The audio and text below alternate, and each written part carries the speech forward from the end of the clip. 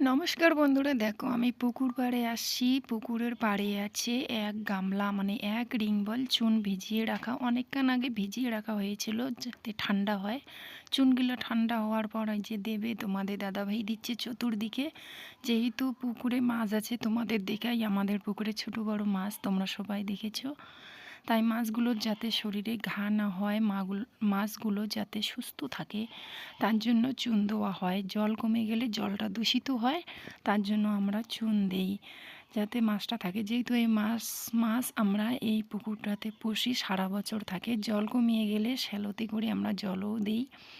বন্ধুরা, তোমাদের যদি পুকুর থাকে, পুকুরে যদি মাছ থাকে, তাহলে তোমরাও চুন দিবে, কারণ চুন দিলে মাছের গায়ে মানে কোনো দাগ পড়ে না, ঘা হয় না, মাছগুলো সুস্থ থাকে। আর বন্ধুরা, তোমরা যারা আমার ভিডিও দেখছো, তোমাদের সবাইকে অসংখ্য ধন্যবাদ। আর আমার ভিডিও তোমাদের কেমন লাগে, ভালো লাগলে লাইক, কমেন্ট, শেয়ার, সাবস্ক্রাইব করবে প্লিজ বন্ধুরা। ধন্যবাদ, সবাই ভালো থাকবে। টাটা।